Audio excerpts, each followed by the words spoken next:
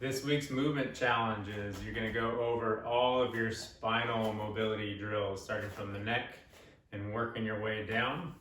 I want everybody to take these slower and really work on trying to get the motions down correctly. And so you want to do this in front of a mirror or record yourself and watch your replay and see how you are actually moving.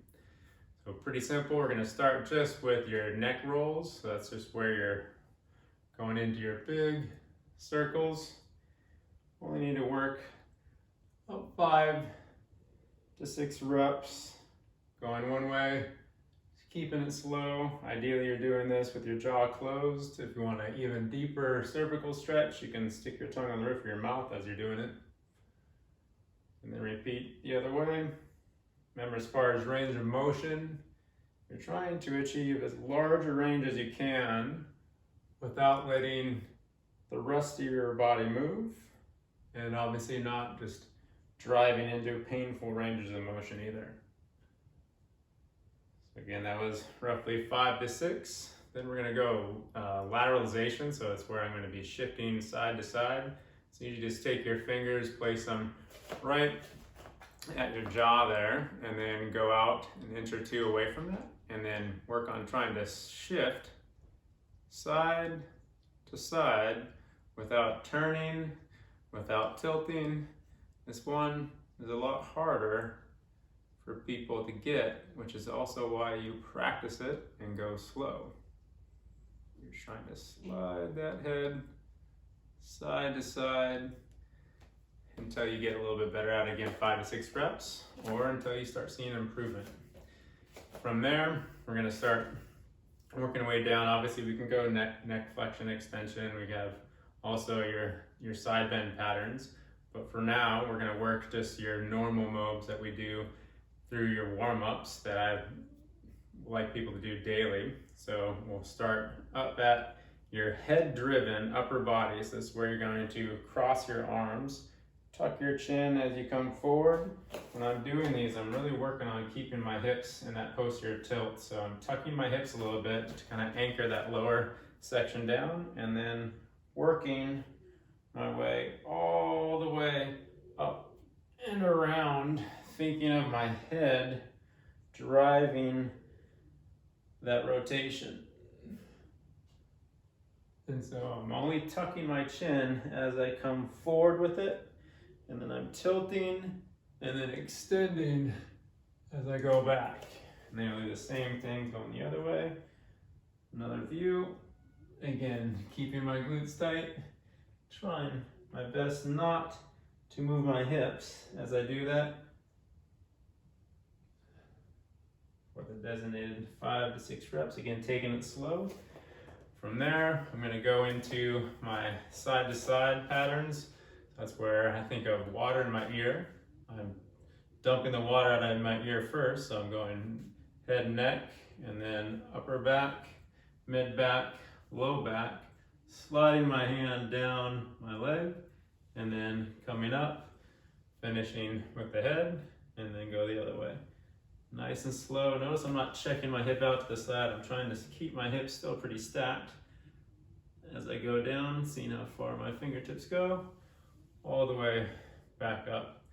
And then again, going back and forth for your 5 to 6 reps, or until you see improvement. From there, we'll go into your upper body protraction, retraction. So this is where, think of your sternum. You're pushing your sternum as far forward as you can, and then as far back as you can. And your pelvis will be tilting with this one. So as I drive forward, I'm getting that anterior tilt of the pelvis. And as I drive back, I'm getting that posterior tilt of the pelvis, pulling my shoulder blades into protraction. Shoulder blades, you go into retraction. Don't think of just moving your arms a bunch. Oftentimes, we'll do this with our arms up in this kind of scarecrow type position and work on pushing forward and then back.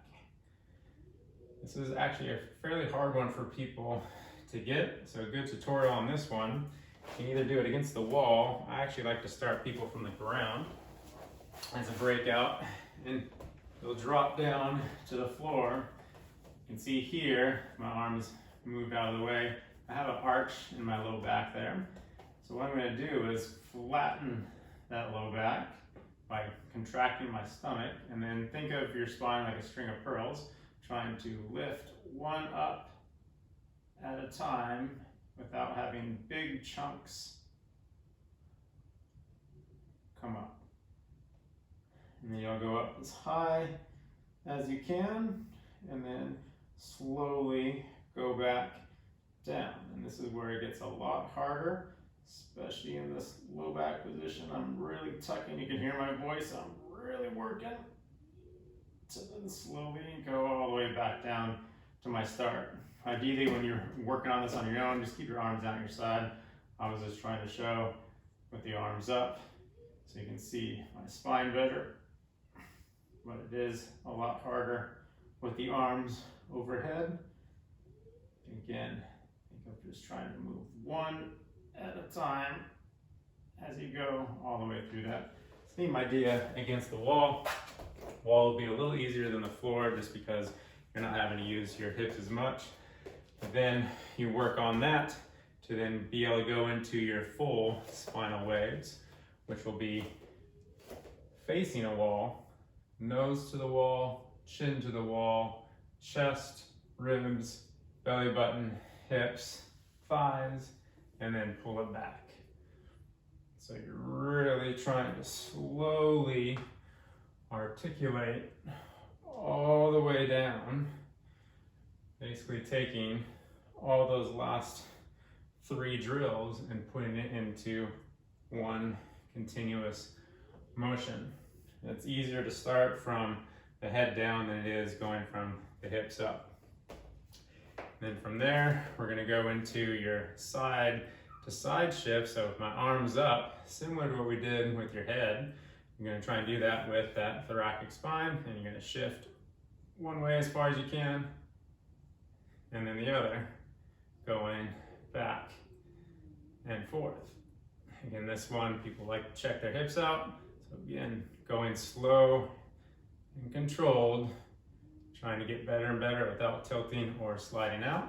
Then you mix those two together, going into, I always talk about a hula hoop being way up here, and I'm trying to create that circular pattern, hitting all 3 dimensions there as I basically merge those last 2 drills into one.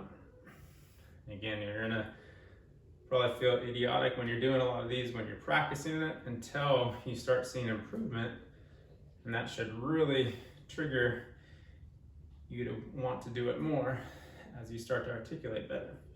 So those are the big rotations. Again, same idea of rep count, keeping it slow. And then going into your hands on your hips. This is just the hula hoop around the hips as you go all the way up and around. Again, these ones should be easier than the upper body drill ones. You want to feel that you're rolling all the way around through your feet as you do your 5 to 6 one way, 5 to 6 going the other. So all those are really important to be practicing daily. The better your spine moves, the better then your shoulders can move, the better your hips can move, the better you'll move. So give it a whirl and tune in for next week's challenge.